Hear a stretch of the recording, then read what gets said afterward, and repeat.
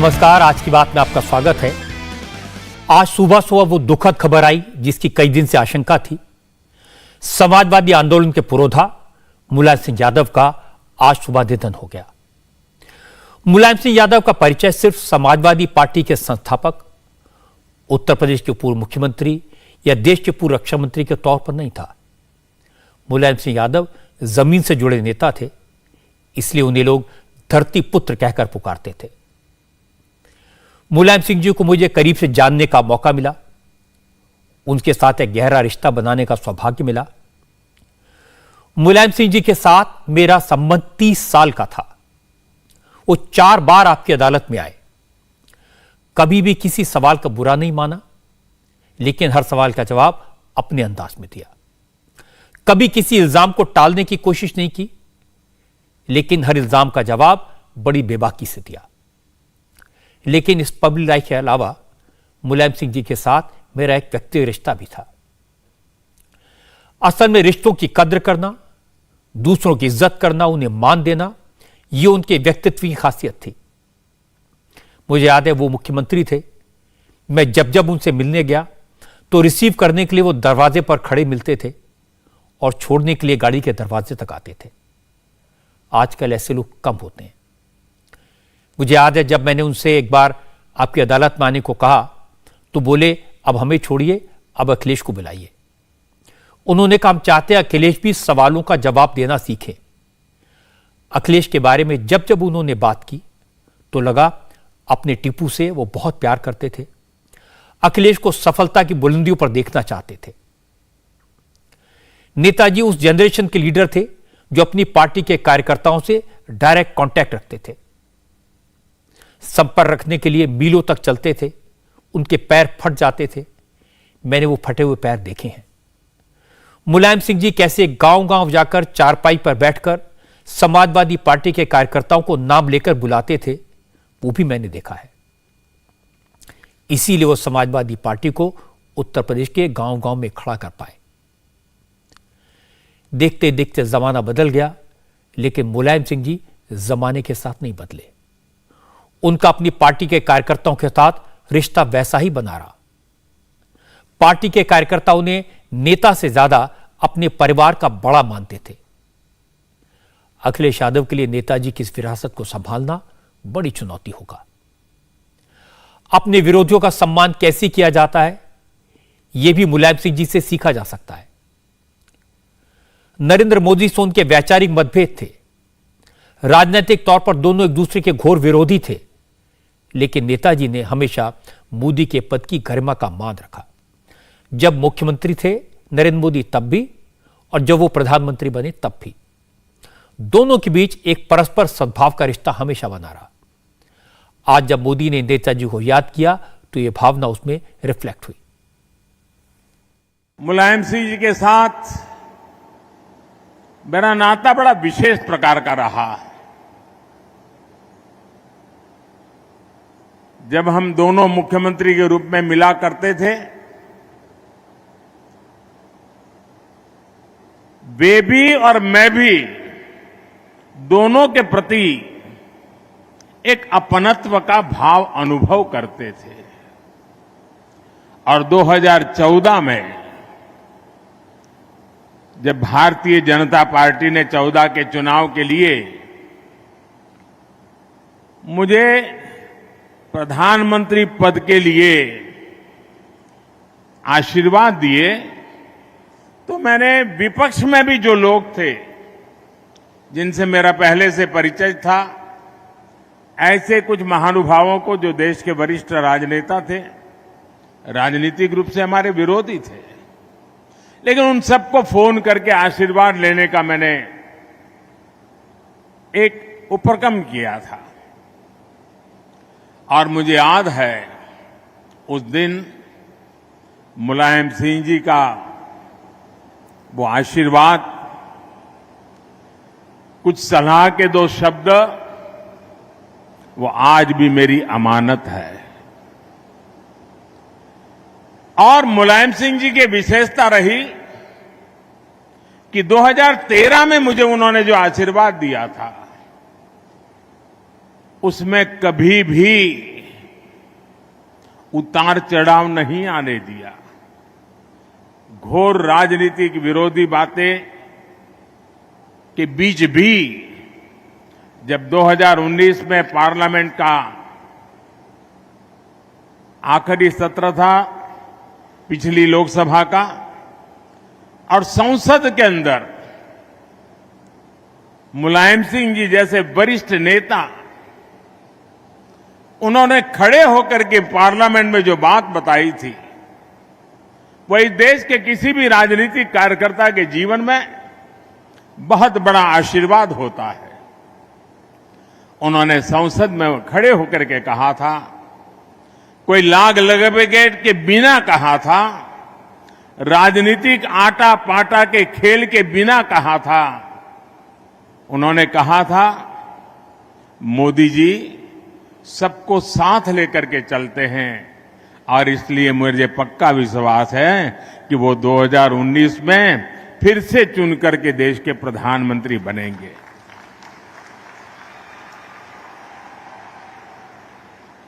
कितना बड़ा दिल होगा जो मुझे जब तक जीवित रहे, जब भी मौका मिला, उनके आशीर्वाद मिलते रहे। मुलायम सिंह यादव के जीवन को शब्दों में समेटना मुश्किल है। वो राजनीतिक जीवन में आखिरी दम तक एक्टिव रहे। शरीर साथ नहीं देता था, कई तरह की बीमारियों ने घेर लिया था, लेकिन मुलायम सिंह कभी थके नहीं, कभी हारे नहीं। पिछले कुछ साल ऐसे थे जब उनकी याददाश्त कमजोर हो गई थी, बहुत सारी बातें उन्हें याद नहीं रहती थी।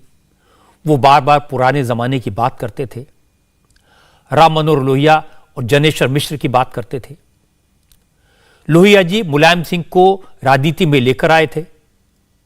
लोहिया जी ने उन्हें सार्वजनिक जीवन में स्थापित किया था, और बाद में जनेश्वर मिश्र ने उनकी लीडरशिप को संवारा। साफ दिखता था कि मुलायम सिंह जी अपने आखिरी दिनों में भी अपने नेताओं के उपकार को, उनकी विरासत को नहीं भूल पाए, हमेशा उन्हें याद करते थे। मुलायम सिंह यादव के साथ एक युग की समाप्ति हुई है। उनकी उदारता, उनके हृदय की विशालता, उनका स्नेह और उनकी मुस्कान हमेशा याद आएगी। मैं इंडिया टीवी के पूरे परिवार की तरफ से उन्हें विनम्र श्रद्धांजलि अर्पित करता हूं।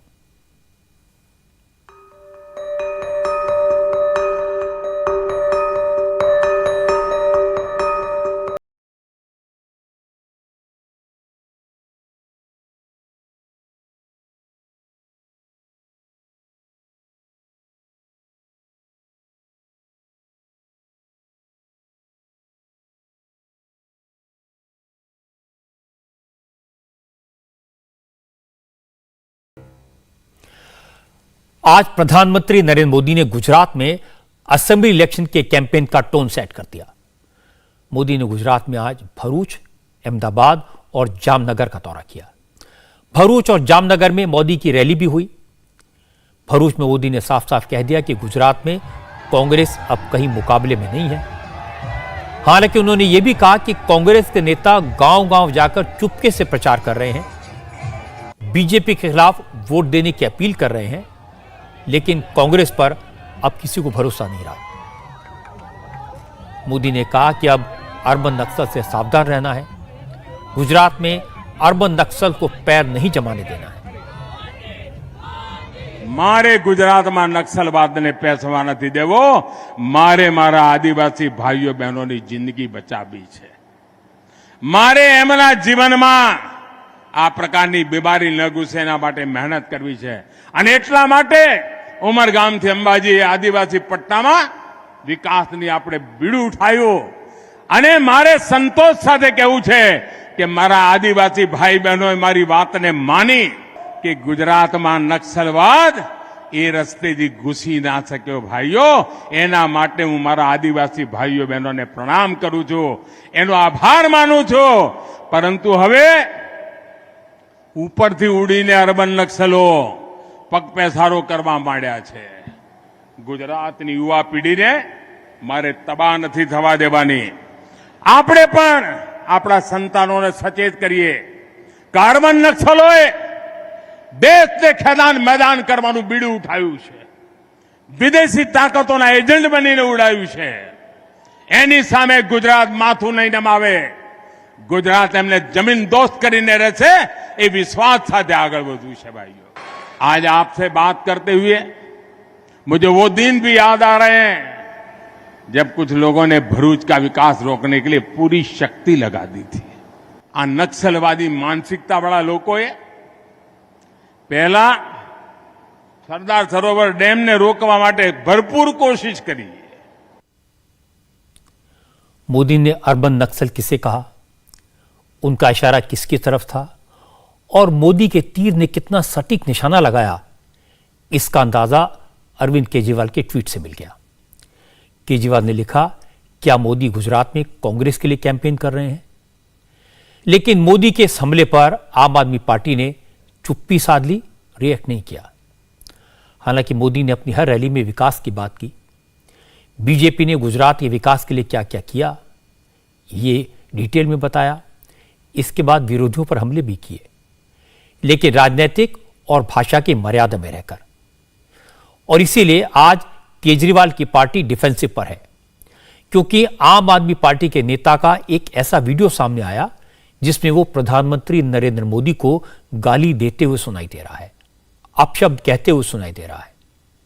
बीजेपी ने इस वीडियो को लेकर केजरीवाल और उनकी पार्टी पर जबरदस्त हमले किए.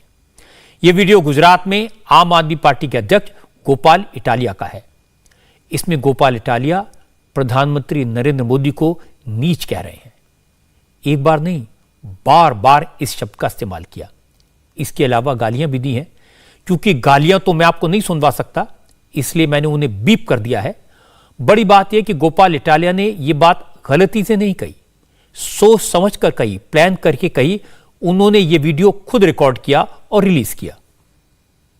आप नीच किस्म के आदमी मुख्य वड़ा प्रधान नरेंद्र मोदी, मैं इस बात की पुष्टि नहीं करता हूं, लेकिन आज यहाँ पे चुनाव चल रहा है. मुझे आप सब लोगों से जानना है कि क्या भूतकाल में कभी भी किसी भी वड़ा प्रधान ने ऐसा नौटंकी किया है वोट देने जाने के लिए? ये नीच किस्म का आदमी यहाँ पे रोड शो कर रहा है और दिखा रहा है कि कैसे मैं पूरे देश को रहा हूं. समझ लीजिएगा, मैं कैसे इस पूरे भारत देश को रहा हूं. मैं बात करता हूं डिजिटल इंडिया की और खुद दिल्ली से दौड़ा दौड़ा यहाँ पे वोट देने आता हूं. देखिए मैं आप लोगों को कैसे आता हूं. तो ये नीच किस्म का आदमी हमें ये संदेश दे रहा है कि मैं पूरे देश को रहा हूं. गोपाल इटालिया ने प्रधानमंत्री के जिस तरह के शब्दों का इस्तेमाल किया वो तो ठीक नहीं है. और चूंकि मामला गुजरात का है, बीजेपी ने इसे बड़ा मुद्दा बना दिया है. दिल्ली से लेकर अहमदाबाद तक बीजेपी के नेताओं ने अरविंद केजरीवाल से सवाल पूछे. दिल्ली में बीजेपी के प्रवक्ता संबित पात्रा ने कहा कि आम आदमी पार्टी के नेता वही बोलते हैं जो केजरीवाल उन्हें बताते हैं. संबित ने कहा, इतिहास गवाह है कि मोदी पर जिसने कीचड़ उछाला उसे जनता ने घर बैठा दिया. केजरीवाल के साथ भी वही होगा. गोपाल जी के उस वीडियो में केवल नीच शब्द का प्रयोग किया गया हो प्रधानमंत्री जी के लिए, ऐसा नहीं है. उसके अलावा उन्होंने कहा है पूरा देश जो है वो सी बन रहा है. यह जो नीच आदमी है वो पूरे देश को सी बना रहा है, कोट अनकोट सी. और सी का अर्थ क्या है आप समझते तो है ना. आप सोचिए, इस प्रकार के शब्दों का प्रयोग भारत के नागरिकों के लिए गुजराती नीच है और हिंदुस्तान के जो लोग हैं वो कोट अनकोट सी है. यह भाषा का स्तर आम आदमी पार्टी के गुजरात के अध्यक्ष का है और पहली बार नहीं है जब केजरीवाल जी इस प्रकार की भाषा का प्रयोग उन्होंने किया है. आप याद करिए, ये वही केजरीवाल जी है जिन्होंने माननीय प्रधानमंत्री को कावर्ड एंड साइकोपाथ, डरपोक और पागल कहा था. आज अगर मैं कहूं कि अरविंद केजरीवाल और मणिशंकर अय्यर में कोई फर्क नहीं रहा है, दोनों की भाषा का स्तर, दोनों का राजनीति करने का तरीका एक जैसा ही है, तो यह अतिशयोक्ति नहीं होगी. आप याद करिए, इसी मणिशंकर अय्यर ने माननीय प्रधानमंत्री जब गुजरात के मुख्यमंत्री थे, कैंपेन कमेटी के हेड थे, प्रधानमंत्री नहीं बने थे उस समय अहंकार के शब्दों का प्रयोग करते हुए कहा था कि तू जाके चाय बेच, हम दुकान खोल के देंगे, तुम जाके चाय बेचो। क्या नतीजा हुआ उसका? इस भाषा का नतीजा यह रहा कि कांग्रेस पूरी तरह से गुजरात में समाप्त हो गई। पूरे देश में कांग्रेस का चुनाव में जो हश्र हुआ है वह हमने देखा है। संबित पात्रों को जवाब देने के लिए केजरीवाल ने संजय सिंह को मैदान में उतारा। संजय सिंह ने कहा, बीजेपी जिस वीडियो को सर्कुलेट कर रही है वो कई साल पुराना है। उस वक्त गोपाल इटालिया आम आदमी पार्टी में नहीं थे। और इसके बाद संजय सिंह ने स्पिन दिया। उन्होंने कहा, बीजेपी गोपाल इटालिया को इसलिए निशाना बना रही है क्योंकि वो पटेल जाति के हैं और पटेलों से बीजेपी को नफरत है। गुजरात की हार का इतना डर सता रहा है भारतीय जनता पार्टी को कि पुराने वीडियो, गोपाल इटालिया का वीडियो, बहुत पुराना वीडियो, जब वो पार्टी में भी नहीं थे, उस वीडियो को जारी कर रहे हो आप। अरे भाई, गोपाल इटालिया किस समाज से आते हैं? पटेल समाज से आते हैं। वो पटेल समाज जिसके कई लोगों को गोलियों से भुनवाने का काम भारतीय जनता पार्टी ने गुजरात में किया। वो पटेल समाज जिसको हमेशा लाठियों से रौंदने का काम भारतीय जनता पार्टी ने किया। वो पटेल समाज जिस पटेल समाज से भारतीय जनता पार्टी नफरत करने का काम करती है, उस पटेल समाज से गोपाल इटालिया आते हैं। इसलिए पूरी की पूरी भारतीय जनता पार्टी गोपाल इटालिया को टारगेट कर रही है। अब संजय सिंह की बात हैरान करने वाली है। गोपाल इटालिया अगर पटेल हैं तो क्या उन्हें इस तरह की भाषा इस्तेमाल करने का अधिकार है? इसके बाद खुद गोपाल इटालिया सामने आए। उन्होंने अपनी बात को वापस नहीं लिया। उन्होंने कहा कि बीजेपी गरीबी, महंगाई, बेरोजगारी जैसे मुद्दों से ध्यान भटकाने के लिए इस तरह के वीडियोस का सहारा ले रही है।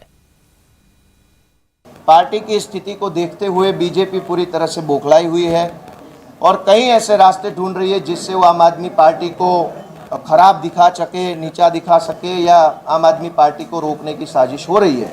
इसी अनुक्रम में वो बार बार कहीं से ये वीडियो आ गया, कहीं से वो वीडियो आ गया, आज ये आ गया, वो आ गया। इनके पास अब मुद्दों की बात नहीं बची है। इसीलिए कल से ये लोग कोई पुराना, कोई फर्जी, सच्चा झूठा, पता नहीं क्या क्या वीडियो लेकर के आ गए और ये जनता को बता रहे हैं कि 4-5 साल पहले किसी ने ये बोल दिया था, इसलिए 2022 के चुनाव में आप हमें वोट दे दो। इस तरह की राजनीति गुजरात में ठीक नहीं है। अगर मेरी भाषा खराब है, मुझे फांसी पे लटका दो, लेकिन बीजेपी वाले ये जवाब दे कि महंगाई से छुटकारा कब मिलेगा। जनता ने आपका हर करतूत देख लिया है। कंस की औलाद की तरह आप सबने मिलकर, बीजेपी वालों ने कंस जैसे काम किए, पेपर फुटवाए, आपने पेपर लीकेज करवाया, आपने लट्ठा कांड करवाया, आपने हर वो गलत काम करवाया। जनता अब इस काम को देख करके आम आदमी पार्टी की ओर जा रही है, आम आदमी पार्टी की सरकार बन रही है। मुद्दा वीडियो जब है ही नहीं तो अंदर कौन है कौन नहीं है क्या लेना देना है। गोपाल इटालिया महंगाई की बात करें, बेरोजगारी का सवाल उठाएं, ये उनका लोकतांत्रिक हक है। लेकिन अपनी बात कहने के लिए वो गाली गलौज करें, प्रधानमंत्री के लिए अपमानजनक शब्दों का इस्तेमाल करें, देश की जनता के लिए अपमानजनक शब्दों का इस्तेमाल करें, यह सही नहीं है। गोपाल इटालिया सिर्फ ये कहकर नहीं बच सकते कि ये वीडियो पुराना है। गाली देने वाला वीडियो नया हो या पुराना, गाली गाली है और गलत है। लेकिन ऐसा नहीं कि इस तरह की भाषा का इस्तेमाल सिर्फ आम आदमी पार्टी के नेता ने किया। संजय सिंह बीजेपी के एमपी प्रवेश वर्मा का एक पुराना वीडियो लेकर आए, जिसमें प्रवेश वर्मा केजरीवाल के लिए अपशब्दों का इस्तेमाल कर रहे हैं। हजारों लाखों कमीने जब वो मरते होंगे तब एक ऐसा ये जो है ना पैदा होता होगा। किसी राक्षस को अगर कुर्सी पर बिठा दो, उसके मन में भी ये आएगा कि भाई मेरे को कुर्सी पर बिठाया है, मैं राक्षस हूँ, मैं कमीना हूँ, झूठा हूँ, कोई बात नहीं, अभी लोग मर रहे हैं उनकी तो मदद करूं। इससे घटिया इंसान भगवान करे उसको जीते जी कीड़े मकोड़े पड़े। केजरीवाल, केजरीवाल, ऐसा घटिया इंसान नहीं मिलेगा आपको। इतना कमीना दिमाग है तो उसके अंदर क्या आइडिया आया होगा? ऐसा कौन सोच सकता है? कमीना आदमी सोच सकता है। महाकमीना। प्रवेश वर्मा का यह बयान सुनाने के बाद संजय सिंह ने बीजेपी के नेताओं को चैलेंज किया कि अगर हिम्मत है तो इस पर बात करके दिखाओ। अगर प्रधानमंत्री के खिलाफ बोलना बीजेपी को गलत लगता है तो फिर दिल्ली के मुख्यमंत्री के खिलाफ ऐसे शब्द क्यों बोले गए? अगर इस वीडियो के ऊपर आदरणीय नरेंद्र मोदी जी से लेके पूरी की पूरी भारतीय जनता पार्टी मिलके अगर उनके अंदर जरा सा भी नैतिक साहस है तो सामने आकर इस वीडियो के ऊपर जवाब दे दें कि उनका एक निर्वाचित सांसद, 2 बार का सांसद, वो एक मुख्यमंत्री के लिए यह कह रहा है कि जीते जी कीड़े पड़े, और किस तरह की शब्दावली का प्रयोग कर रहा है मैं उसको आपके सामने बोल भी नहीं सकता। और भारतीय जनता पार्टी के तमाम नेताओं से मैं पूछना चाहता हूं, क्या आपके किसी भी नेता ने इनकी शब्दावली का भर्त्सना की, निंदा की, आलोचना की, एक शब्द इसके खिलाफ बोला? एक नेता का बयान दिखा दीजिए जिसने कहा हो कि प्रवेश वर्मा की यह शब्दावली अरविंद केजरीवाल जी के खिलाफ गलत है। एक नेता का नाम बताइए भारतीय जनता पार्टी के। गोपाल इटालिया हो या प्रवेश वर्मा, बदजुबानी कोई भी करे उसे सपोर्ट नहीं किया जा सकता और न करना चाहिए। प्रवेश वर्मा को अपनी बातें वापस लेनी चाहिए, उसके लिए माफी मांगनी चाहिए। और गुजरात में तो इलेक्शन चल रहा है, वहां बोलते वक्त तो और भी ज्यादा सावधानी बरतने की जरूरत है। यह सही है कि गोपाल इटालिया का यह वीडियो भी पुराना है, लेकिन यह सब कहा तो उन्होंने ही था, इसे उन्होंने कभी विड्रॉ नहीं किया, आज भी इसे वापस लेने की बात नहीं कही, आज भी इसके लिए माफी नहीं मांगी। इसलिए बीजेपी ने इसे मुद्दा बनाया। और आम आदमी पार्टी के नेता जानते हैं कि गुजरात में बाकी सब चल सकता है, हर इल्जाम जनता सुन सकती है, लेकिन मोदी के खिलाफ पर्सनल अटैक, मोदी को कोई गाली दे, गुजरात के लोग इसे बर्दाश्त नहीं कर सकते। इसीलिए केजरीवाल और उनकी पार्टी के नेता गोपाल इटालिया की गलती पर खामोश हैं, डिफेंसिव हैं। गोपाल इटालिया के वीडियो के जवाब में प्रवेश वर्मा का वीडियो दिखा रहे हैं। लेकिन इंटरेस्टिंग बात है कि प्रवेश वर्मा ने एक और गलती की, जिसको लेकर एक और विवाद खड़ा हुआ। अब प्रवेश वर्मा ने मुसलमानों को बॉयकॉट की बात कह दी है, और यह बात पुरानी नहीं है। कल ही दिल्ली के सुंदर नगरी इलाके में मनीष नाम के नौजवान की हत्या के विरोध में एक रैली हुई। मनीष के कुछ मुस्लिम युवकों ने पीट पीट कर हत्या कर दी थी। मनीष की हत्या के सारे आरोपी पकड़े जा चुके हैं, लेकिन इस इलाके में इस मर्डर को लेकर लोगों में नाराजगी है। विश्व हिंदू परिषद ने मर्डर के विरोध में रैली की कॉल दी थी। इसी रैली में प्रवेश वर्मा ने कहा, अगर मुसलमानों को सबक सिखाना है तो उनका आर्थिक बहिष्कार करो, उनसे सामान मत खरीदो। मैं आज ये कहना चाहता हूं आप सभी से, और दिल्ली की जनता भी सुन रही होगी तो उनको भी कहना चाहता हूं कि इस सारी समस्या का एक ही इलाज है, और वो इलाज है संपूर्ण बहिष्कार। संपूर्ण बहिष्कार कर दो। ये रेडियां लगा रहे हैं, इनके रेडी से सब्जी खरीदने की जरूरत नहीं है। ये मांस मच्छी की दुकान खोलते हैं, वहां पर एमसीडी को बोलकर जिनके पास लाइसेंस नहीं है सबको बंद कराने की जरूरत है। ये लोग रेस्टोरेंट खोलते हैं, संपूर्ण बहिष्कार। जहां जहां ये आपको दिखाई दे, मैं कहता हूं अगर इनका दिमाग ठीक करना है, इनकी तबीयत ठीक करनी है, तो एक ही इलाज है, वो है संपूर्ण बहिष्कार। इसके बाद प्रवेश वर्मा ने कहा कि हिंदू समाज चाहे तो मुसलमानों को सबक सिखा सकता है, लेकिन हिंदू समुदाय पुलिस पर, कानून पर, कोर्ट पर भरोसा करता है। ये बकरा ईद के कार्यक्रम करते हैं और उनके दिल में, मन में कैसी घृणा पैदा कर देते हैं, ये हम सब जानते हैं। इन सारे लोगों को लगता है कि दिल्ली में एक ऐसी सरकार चल रही है जो इनकी माई बाप है। जब देश में यूपीए की सरकार थी तब सारे ये दामाद बने हुए थे यूपीए के, मगर आज जब से मोदी सरकार आई है तो आज इनको लगता है कि इनको अपनी औकात में रहना पड़ेगा। इसलिए ये इनका डर है, ये इनका भय है। और मैं यहां पर कहना चाहता हूं कि हमारी पुलिस आज भी सक्षम है और हम सारे युवा भाई, हम सारे हिंदू आज भी सक्षम हैं कि अगर आज चाहे तो 24 घंटे के अंदर अंदर इनको सबक सिखा सकते हैं।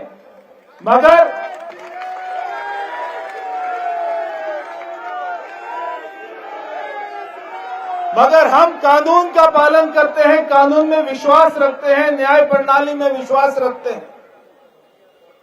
इसलिए मुझे पूरा विश्वास है कि भाई मनीष को जो मारा है वो सारे लड़के जो इसमें शामिल थे, उन सारे लड़कों को उम्र कैद में नहीं, जब तक वो फांसी के फंदे पर नहीं चढ़ जाएंगे तब तक हम चैन से नहीं बैठेंगे। प्रवेश वर्मा ने जो कहा उसे किसी भी तरह से जस्टिफाई नहीं किया जा सकता। वो जनता के चुने हुए प्रतिनिधि हैं, पार्लियामेंट के मेंबर हैं, उन्हें संभल कर बोलना चाहिए। आज की इस रैली में कई साधु संत भी आए थे। साधु संतों ने भी नफरत की बात की। जगत गुरु आचार्य योगेश्वर, अपने आप को जगत गुरु कहने वाले, उन्होंने कहा कि हिंदुओं को अब अपनी रक्षा अपने आप करनी होगी। कोई अगर उनकी उंगली काटेगा तो हाथ काट देनी चाहिए। इतनी संख्या होने के बावजूद भी हमारे हिंदू भाइयों की निर्मम हत्या हो रही है, ये दुर्भाग्य है। जब तक हम सब जागृत नहीं होंगे तो ऐसे ही हमारे साथ कार्य होता रहेगा और ये हमें गिन गिन के टारगेट बनाएंगे, चुन चुन के हमको मारेंगे। इसलिए सबसे आग्रह है, निवेदन है कि एकत्रित होकर के, इसमें किसी के परिचय की जरूरत नहीं है कि हम उसे नहीं जानते। जहां भी देखो अगर ऐसे मलेच्छ हमारे मंदिरों को, हमारे मठों को, हमारे हिंदू परिवार के भाइयों को, बहनों को अगर कहीं भी उंगली दिखाए तो उनका उंगली मत काटो, उनका हाथ काट दो। अगर जरूरत पड़े तो उनका गला भी काटने के लिए पीछे मत हटो। क्या होगा? एक को फांसी होगी, दो को फांसी होगी, लेकिन आज जो मनीष के साथ हुआ बड़ा दुर्भाग्यपूर्ण, बड़े दुख के साथ कहना पड़ रहा है कि इस प्रकार की निर्मम हत्या, और सरकार की मंशा है कि दिल्ली को ऐसे आतताइयों मलेच्छों के द्वारा ऐसे निर्मम हत्याएं कराई जाए, क्योंकि उनके तो एक नहीं अनेक हैं। वो तो चाहते हैं कि एक नहीं 14 शादियां करेंगे, 40 पैदा करेंगे। तो हम सब भी इस पर ध्यान दें, इनको चुन चुन के मारने का कार्य करें।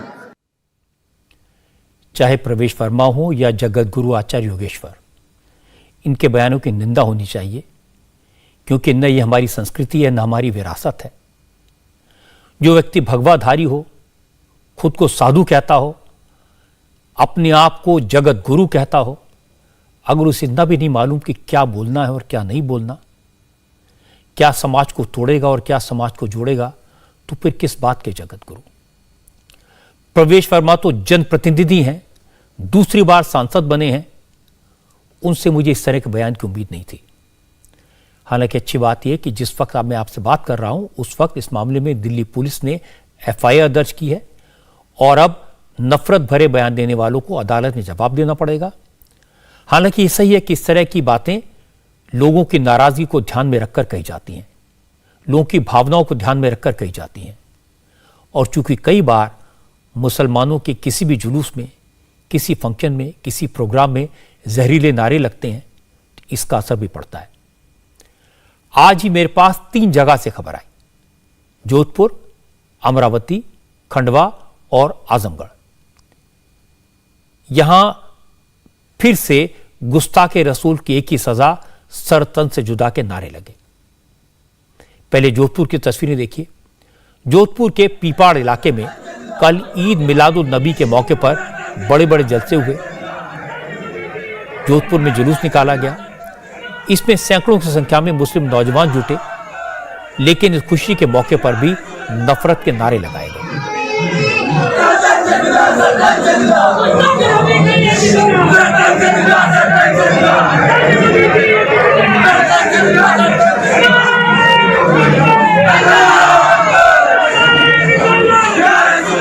हालांकि इसकी जानकारी पुलिस को दी गई। इसके विरोध में हिंदू संगठनों ने थाने का घेराव किया। पुलिस ने इस मामले में मुख्य आरोपी रोशन अली के साथ साथ आसिफ नाम के एक युवक को गिरफ्तार कर लिया। सर तन से जुदा के नारे महाराष्ट्र के अमरावती में भी लगे। अमरावती में उमेश कोहली की गला काटकर हत्या कर दी गई थी। कल फिर उसी शहर में जहरीले नारे लगे।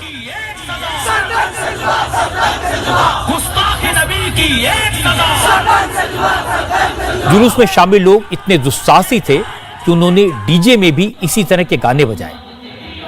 और बड़ी बात है कि पुलिस मौके पर मौजूद थी। पुलिस वालों की मौजूदगी में इस तरह के नारे लगे, लेकिन पुलिस ने अज्ञात लोगों के खिलाफ सर तन से जुदा के नारे लगाने का केस दर्ज किया है।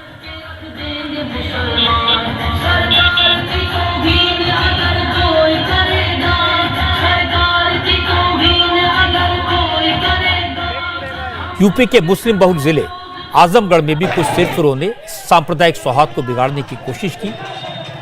12 वफात का पारंपरिक जुलूस हर साल की तरह अपने तय रूट से जा रहा था।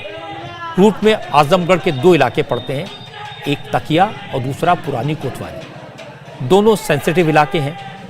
तकिया में मुसलमानों की आबादी ज़्यादा है और पुरानी कोतवाली में हिंदुओं की संख्या ज़्यादा है। जैसे जुलूस पुरानी कोतवाली इलाके में पहुंचा, जुलूस में शामिल कुछ युवक गुस्ताखे रसूल की एक सजा सर तन से जुदा के नारे लगाने लगे।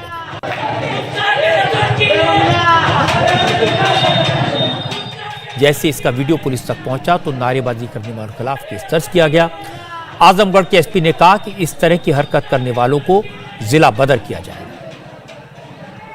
आज थाना कोतवाली पुरानी कोतवाली के पास कुछ नई उम्र के शरारती तत्वों द्वारा आपत्तिजनक नारे लगाने के संबंध में 2 वीडियो संज्ञान में आए हैं। इस संबंध में थाना कोतवाली पर मुकदमा पंजीकृत किया जा रहा है। इन शरारती तत्वों की पहचान कराकर इनके विरुद्ध कठोर दंडात्मक कार्रवाई की जाएगी। इसके अलावा इन्हें सांप्रदायिक गुंडों के रूप में चिन्हित कर इनके जिला बदर की कार्रवाई भी की जाएगी। उदयपुर में कन्हैया कुमार और अमरावती में उमेश कोहली की हत्या के बाद पूरी दुनिया में हिंदुस्तान की बदनामी हुई। सरकार ने सख्त एक्शन लिया। तमाम मुस्लिम स्कॉलर्स ने, उलेमाओं ने सर तन से जुदा जैसे नारों से तौबा करने की अपील की थी। इसके बाद भी अगर इस तरह के नफरत भरे नारे लगाए जा रहे हैं तो यह साजिश है, यह शरारत है। सरकार को कानून को चुनौती देने की कोशिश है। इसलिए इस तरह की हरकत करने वालों की पहचान करके उन्हें सख्त सजा देनी चाहिए और सजा ऐसी हो जिससे इस तरह के लोगों के दिलों में कानून का खौफ पैदा हो। क्योंकि अगर कानून का डर नहीं होगा तो फिर वही होता है जो कोलकाता में हो रहा है। कोलकाता में तो ईद मिलादुन नबी के मौके पर भयंकर हिंसा हुई, खून बहा, कई घरों पर हमले हुए, सड़कों पर पथराव हुआ, गाड़ियां तोड़ी गई और तो और उन्मादी भीड़ ने इकबालपुर थाने पर ही कब्जा जमा लिया। घटना मोमिनपुर की है। यह इलाका कोलकाता के मयूरभंज में पड़ता है। शनिवार को वहां मुस्लिम समुदाय के लोग झंडे लगा रहे थे। आरोप है कि मुस्लिम समुदाय ने एक हिंदू मंदिर पर भी झंडा लगाने की कोशिश की, जिसका हिंदुओं की तरफ से विरोध किया गया और इसके बाद पूरे इलाके में जबरदस्त तनाव हो गया। क्योंकि अगले दिन यानी संडे को ईद मिलादुन नबी थी और शरद पूर्णिमा भी थी। शरद पूर्णिमा पर पश्चिम बंगाल के हिंदू कोजागिरी लक्ष्मी की पूजा करते हैं। त्योहार के दोनों समुदायों के लोग आमने सामने आ गए, एक दूसरे के घरों को, दुकानों को निशाना बनाने लगे और देखते ही देखते भीड़ ने कई गाड़ियां तोड़ डाली और सैकड़ों की तादाद में लोग इकबालपुर थाने जा पहुंचे। वो थाने को घेरकर नारेबाजी करने लगे। इतनी बड़ी संख्या में भीड़ देखकर पुलिस वाले थाना छोड़कर भाग गए।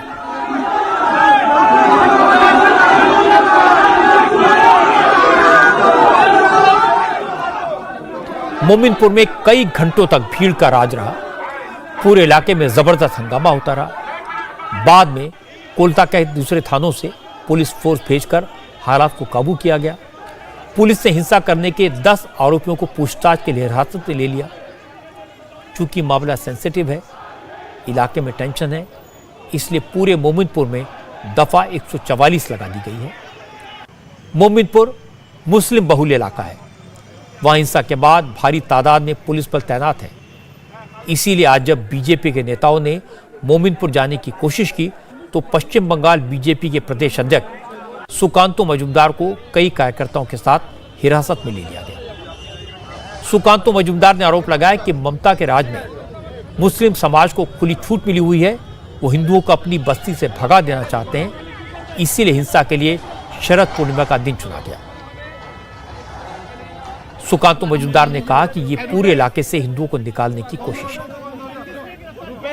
48 आवर्स से मोमिनपुर इकबालपुर इलाके में दंगा चल रहा था। दंगा बोलना भी इसे गलत है, एक तरफा मार चल रहा था। वहाँ पे अनुसूचित जाति के लोग जो हिंदू वहाँ पे है उनके ऊपर आक्रमण चल रहा है और सारे टीएमसी ही करते थे, ऐसा नहीं कि बीजेपी के कार्यकर्ता है। उनके ऊपर आक्रमण चल रहा था और पुलिस भाग रही थी। पुलिस कभी टेबल के नीचे छुप रही थी, थाना पूरा हाईजैक हो गया था, थाना दखल कर लिया था दंगाइयों ने और पुलिस पूरी तरीके से हेल्पलेस दिख रही थी। और जब हम उस इलाके में जा रहे थे, हमें चिंगरी घाटा मोड़ से अरेस्ट किया गया, जो इलाके से उपद्रवित इलाके से बहुत दूर है। वहाँ पे 144 नहीं था, फिर भी वहाँ पे अरेस्ट किया गया क्योंकि जो कॉन्स्पिरेसी चल रही है पश्चिम बंगाल को पश्चिम बांग्लादेश बनाने के लिए, हिंदुओं को वितारण करके, जैसे कैराना में कभी यूपी में हुआ करता था, ऐसे ही मोमिनपुर इकबालपुर में है कि उस बस्ती को वहाँ से हटा के वहाँ पे उसका दखल लेना चाहते हैं कुछ ग्रुप के लोग, एक विशेष धर्म संप्रदाय के लोग। और इस कॉन्स्पिरेसी लोगों के सामने, भारतवर्ष के लोगों के सामने ना आए, इसलिए हमें वहाँ के नजदीक तक भी जाने नहीं दिया गया।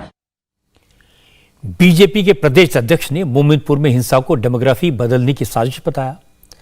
वहीं पार्टी के एक और नेता सौमित्र खान ने तो यहां तक कह दिया कि पश्चिम बंगाल तो अब बांग्लादेश बन चुका है। वजह कुछ नहीं, वजह जो है एक मंदिर का ऊपर क्यों शब व्रत का, जो लड़के लोग शब व्रत का पताका बन रहे थे, तो पताका लगा रहे थे तो ठीक है, लेकिन हनुमान मंदिर जी का ऊपर क्यों? भाई तुम्हारा धर्म को हम रेस्पेक्ट करते हैं, हमारा धर्म को तुम रेस्पेक्ट करो, यही तो चलती है। तो लेकिन ऐसे प्री प्लान माफिक तृणमूल कांग्रेस का कुछ आदमी प्री प्लान माफिक ऐसे घटना घटी है। अरे पश्चिम बंगाल में हर कोना कोना ऐसे ही है। आप लोग को ऐसे पता न चलना चाहिए पश्चिम बंगाल है कहाँ, पश्चिम बांग्लादेश बन गया। ये तो पहले हम लोग बोल रहा था। ममता बंदोपाध्याय अभी एजुकेशन डिपार्टमेंट का खिलाफ, पार्थ चटर्जी का जो खिलाफ ये जो चल रहा था, ये जो दुर्नीति चल रहा था, ये जो भ्रष्टाचार चल रहा था, इसको आंख हटाने के लिए ये प्री प्लान किया है। जिस संप्रदाय का लड़ाई लगाओ, ये ममता बनर्जी का बाएं हाथ का खेल है। पश्चिम बांग्लादेश बन गया पश्चिम बंगाल में। अब मैं आपको इस मामले का दूसरा पक्ष सुनवाता हूं। बीजेपी के आरोप का जवाब ममता बनर्जी के करीबी कुणाल घोष ने दिया। कुणाल घोष ने कहा बीजेपी को उन राज्यों पर ध्यान देना चाहिए जहां उनकी अपनी सरकार है। कुणाल घोष ने यह भी दावा किया कि कोलकाता में सब कुछ ठीक ठाक है, गड़बड़ी तो बीजेपी कर रही है। ये जो पॉलिटिक्स भाजपा कर रहा है, ये है पॉलिटिक्स ऑफ वल्चर। ये इतना बड़ा जो शहर है, ये जो स्टेट है, एक मोहल्ले में एक मोहल्ले में क्या क्लब वर्सेस क्लब भी हो सकता है, और उसका जो वहाँ का जो सिटीजन्स है वो लोग रिस्पॉन्सिबल वे से वो कंट्रोल कर लिया। पुलिस एडमिनिस्ट्रेशन जो करना है सब कुछ किया, और भाजपा ये कर रहा है वहाँ पर जाकर वो प्रोवोक कर रहे हैं और एक कलर दे रहे हैं, लेकिन ऐसा कोई बात नहीं है। वो पूरा कंट्रोल में है, वहाँ का जो मोहल्ले का आदमी लोग है सब ठीक ठाक है और पुलिस प्रशासन पूरा ठीक ठाक है। लेकिन भाजपा का ये है, अरे उसको तो पहले वहाँ उसका जो स्टेट्स है, यूपी में क्या हो रहा है, गैंगरेप हो रहा है, मर्डर हो रहा है, उस पर ध्यान देना चाहिए। यहाँ पर सब ठीक ठाक है। बीजेपी ने तो आरोप लगाया कि मोमिनपुर में जो हिंसा हुई वो उसी पैटर्न पर हुई जैसी 1946 में नोआखली में हुई थी। नोआखली में भी कोजागिरी पूजा के दिन हिंदुओं पर हमले की शुरुआत हुई थी, ठीक वैसा ही रविवार को भी हुआ। बीजेपी नेताओं ने हिंसा की शिकायत राज्यपाल से भी की। विधानसभा में विपक्ष के नेता शुभेंदु अधिकारी पार्टी के सभी एमएलए के साथ बीजेपी ऑफिस से मार्च करते हुए राजभवन तक गए। राज्यपाल एल गणेशन को ज्ञापन सौंपा, मोमिनपुर में सेंट्रल फोर्स से तैनात करने की मांग की। शुभेंदु अधिकारी ने होम मिनिस्टर अमित शाह को चिट्ठी लिखकर इस सारी घटना की जांच एनआईए से कराने की मांग की है। शुभेंदु अधिकारी ने कहा कि मोमिनपुर में हिंसा करने वाले वही लोग हैं जो आजादी आजादी के नारे लगाते हैं। पूरा थाना को पूरा ले लिया था, वो लोग कैप्चर कर लिया, इसलिए तो एनआईए ये लोग देश विरोधी ताकत है। जो थाना के अंदर घुस के थाना को कंट्रोल में ले रहा है वो भारत की संतान नहीं हो सकता, वो पूरा देश विरोधी ताकत है। जो लोग नारा लगाता है ये आजादी आजादी, कश्मीर का आजादी के लेकर इसका वंशोधर है, ये लोग रिलेटिव है। ये देखिए सीएपीएफ बुलाना चाहिए, 4-5 हजार हिंदू आदमी घर बार छोड़ के भाग गया। एनआईए होना चाहिए और जितना डैमेज हुआ कॉम्पेंसेशन मिलना चाहिए। सुकांत मजुमदार को अरेस्ट भी कर लिया, ये इलीगल तरीके से किया। कहाँ 144 है मोमिनपुर में, इकबालपुर पीएस एरिया में, कहाँ चिगड़ी घाटा है 20-25 किलोमीटर दूर। ये पुलिस चला रहा है, ममता पुलिस, ये बंगाल पुलिस नहीं है। शुभेंदु अधिकारी सेंट्रल एजेंसी से जांच की मांग कर रहे हैं, सेंट्रल फोर्सेस से तैनाती की मांग कर रहे हैं, लेकिन तृणमूल कांग्रेस के सीनियर लीडर और सांसद सौगत रॉय ने कहा यह कोई बड़ी घटना नहीं है। बंगाल की पुलिस इस तरह के मामलों को टैकल करने में सक्षम है। केंद्र सरकार राज्य सरकार के विषयों में जबरदस्त दखलंदाजी नहीं कर सकती। इसको कोई इम्पोर्टेंस नहीं है। अगर मुझे जानकारी नहीं है कि इकबालपुर एरिया में ऐसा कुछ हुआ, अगर कुछ होता है तो ममता बनर्जी का अधीन जो हमारे स्टेट पुलिस है, कोलकाता पुलिस है, वो लोग कॉम्पिटेंट है इसको मुकाबला करने का। ये सेंट्रल पुलिस बोलना ये संविधान का खिलाफ है, क्योंकि कानून का स्थिति पूरी स्टेट गवर्नमेंट का अधीन है। तो हम इसको कोई इम्पोर्टेंस नहीं देते। ये तो पता नहीं, बीजेपी का तो कुछ है नहीं, हार जाते हैं चुनाव में, सेंट्रल फोर्स करता है। सेंट्रल फोर्स चाहने, अगर राज्य सरकार नहीं चाहते हैं तो सेंट्रल फोर्स डिप्लॉय नहीं किया जा सकता। ये मांग फालतू मांग है। पश्चिम बंगाल में इस तरह की घटना कोई नई बात नहीं है और ये सच है कि ये राज्य सरकार की जिम्मेदारी होती है, लेकिन अगर इस तरह की घटनाएं बार बार हों तो फिर सवाल उठता है कि हिंसा करने वालों के खिलाफ पुलिस सख्त एक्शन क्यों नहीं लेती। बीजेपी इसीलिए ममता बनर्जी पर तुष्टीकरण का इल्जाम लगाती है। ममता बनर्जी राज्य के मुख्यमंत्री हैं, ये उनकी जिम्मेदारी है कि राज्य में इस तरह की घटनाएं ना हो, चाहे हिंदू हो या मुसलमान हो, सबको बराबर से जीने का हक है। अब एक खबर महाराष्ट्र से। चुनाव आयोग ने फिलहाल उद्धव ठाकरे के गुट को जलती हुई मशाल ये चुनाव चिन्ह दिया है और उद्धव ठाकरे की गुट की पार्टी का नाम शिवसेना उद्धव बालासाहेब ठाकरे मंजूर किया है। एकनाथ शिंदे की पार्टी का नाम बाला साहेबची शिवसेना होगा, लेकिन फिलहाल उन्हें चुनाव चिन्ह अलॉट नहीं हुआ है। इलेक्शन कमीशन ने शिंदे गुट से चुनाव चिन्ह के 3 विकल्प मांगे हैं। उद्धव ठाकरे की तरफ से इलेक्शन कमीशन में 3 चुनाव चिन्ह त्रिशूल, उगता सूरज और मशाल में से कोई एक उनके गुट को देने की अपील की गई थी। शिंदे गुट ने जिन सिंबल्स के ऑप्शन दिए उनमें भी उगता सूरज और त्रिशूल था। क्योंकि ये दोनों कॉमन थे इसलिए दोनों किसी को नहीं दिए।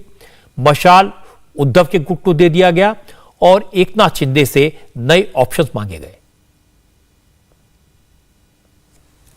अंधेरी में जो अंधेरा करने की कोशिश भारतीय जनता पार्टी कर रही है, उस अंधेरे को भी मिटाने की ये मशाल है। और अंधेरी ईस्ट के चुनाव में हम सभी के दिलों में जो ज्वाला जली हुई है, एक मशाल की तरह है। हम सब एकजुट होकर ये लड़ाई लड़ेंगे। हर शिव सैनिक ये इस पर्टिकुलर इलेक्शन में कामयाब होगा, विजयी होगा। रही बात पार्टी के नाम की, उद्धव साहब ने एक ही बात कही थी, ये जो गद्दार गुट है उनसे, कि अपने फादर के नाम से आप ये चुनाव लड़िए ना। आपने जो चुनाव के ऑप्शंस भी दिए आपने बाला साहेब जी के नाम से दिए, पर जनता वाकिफ है कि आप लोगों ने बाला साहेब जी के सोच के खिलाफ काम किया है। हमारा भी ऑप्शन शिवसेना उद्धव बाला साहेब ठाकरे जी था, हमारा था शिवसेना बाला साहेब ठाकरे जी, जो हमें डिनाई किया गया पर इनको दिया गया है।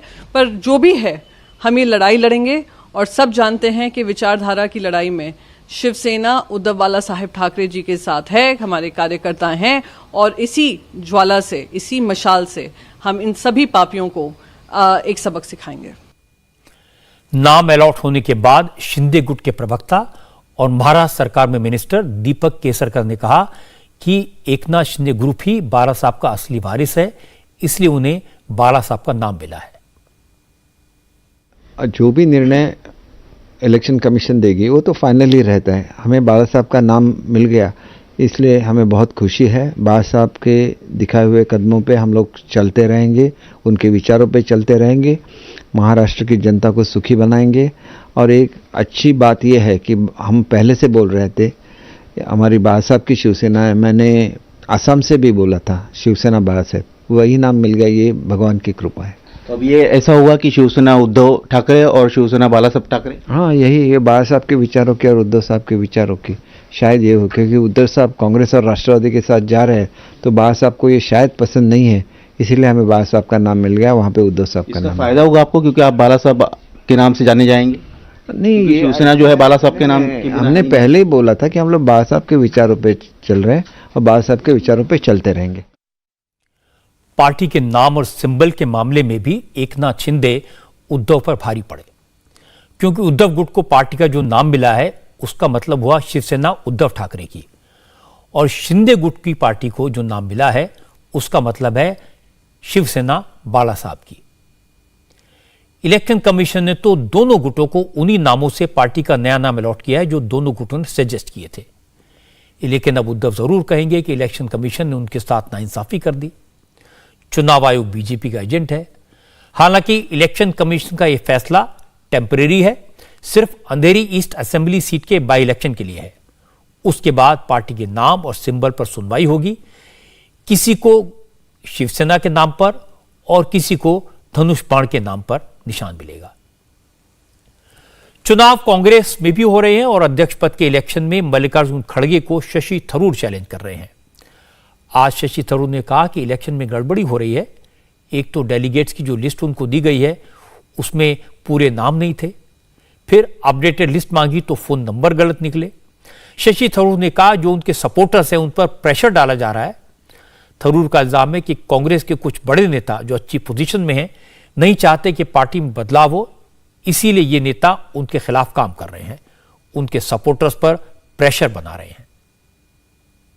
अगर दबाव है या उनको लग रहा है कि दबाव होगा, अगर वो आए, मुझे पता नहीं।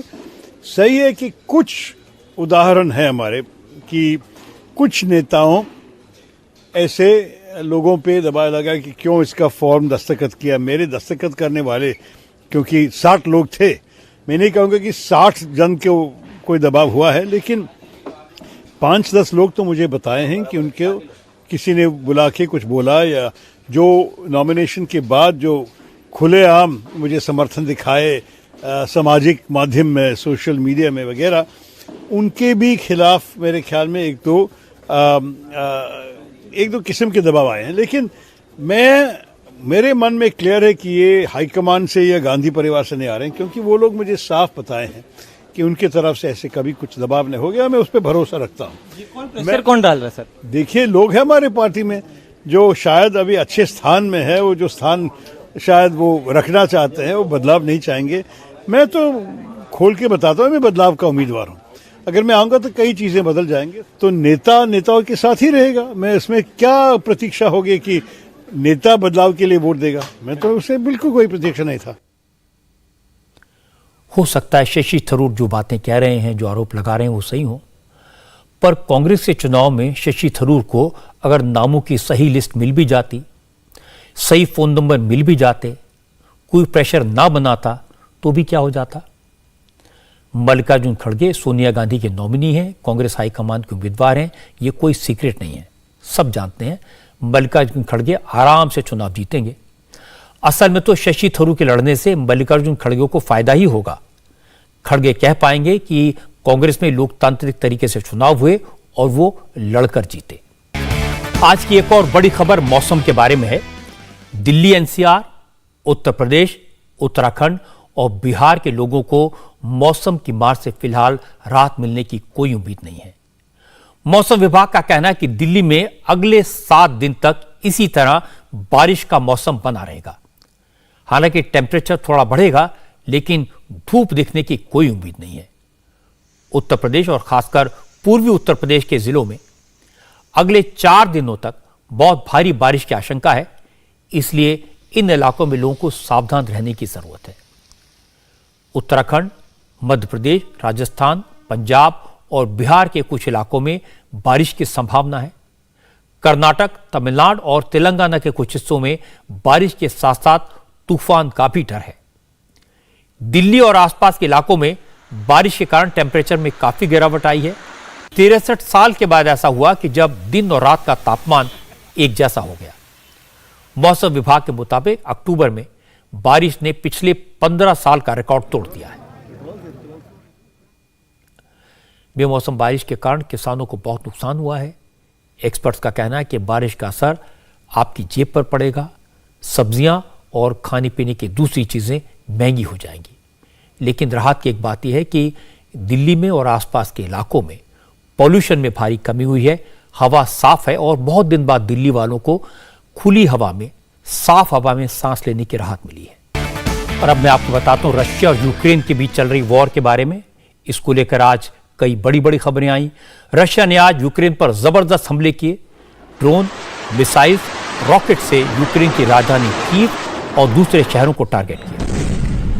इन हमलों में 10 से ज्यादा लोगों की मौत हो गई। रशिया ने यूक्रेन के कई शहरों में 85 मिसाइल दागे, ड्रोन से भी अटैक किया। रशियन अटैक के दौरान यूक्रेन के प्रेसिडेंट जेलेंस्की के ऑफिस को भी निशाना बनाया गया।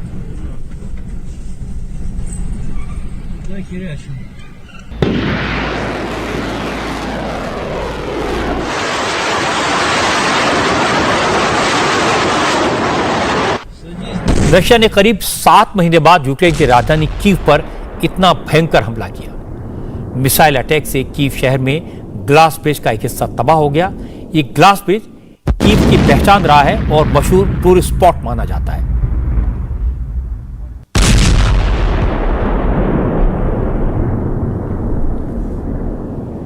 रशियन फोर्सेज ने ब्लैक सी में अपने जंगी जहाजों से मिसाइल्स लॉन्च की। इन मिसाइल्स ने कीव में पावर सप्लाई सिस्टम को भारी नुकसान पहुंचाया है। जानकारों के मुताबिक रशियन आर्मी ने ईरान से मिले ड्रोन से भी यूक्रेन के कई शहरों पर हमले किए, जिससे सरकारी बिल्डिंग को भारी नुकसान पहुंचा। रशियन अटैक का मेन टारगेट यूक्रेन की राजधानी का पावर सप्लाई सिस्टम था।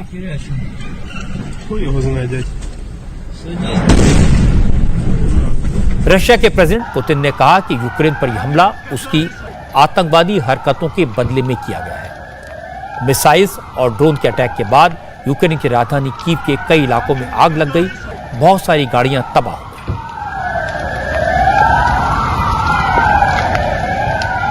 रशियन मिसाइल्स ने जर्मनी की एम्बेसी के एक ऑफिस को भी निशाना बनाया। हालांकि जर्मनी ने कहा कि उसका ऑफिस फिलहाल इस्तेमाल नहीं हो रहा था, बिल्डिंग खाली थी और वहां मिसाइल गिरने से कोई नुकसान नहीं हुआ।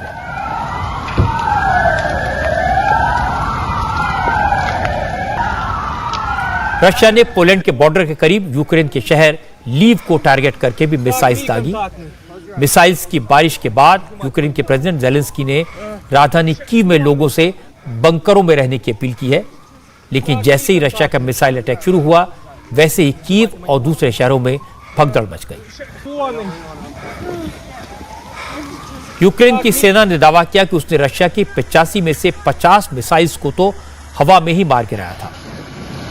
इसके लिए जर्मनी से मिले एयर डिफेंस सिस्टम का इस्तेमाल किया गया। यूक्रेन की सेना ने यह भी कहा कि रशिया की 30 से 35 मिसाइल ही टारगेट से टकराई।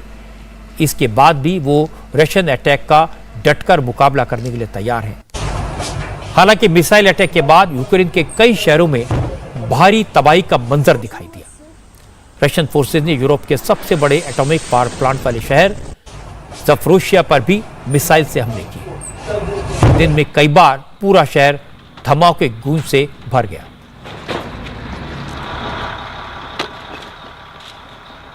रशिया के फॉर्मर प्रेसिडेंट दिमित्री मेडवेदेव ने कहा कि यूक्रेन पर मिसाइल्स की बारिश तो महज शुरुआत है।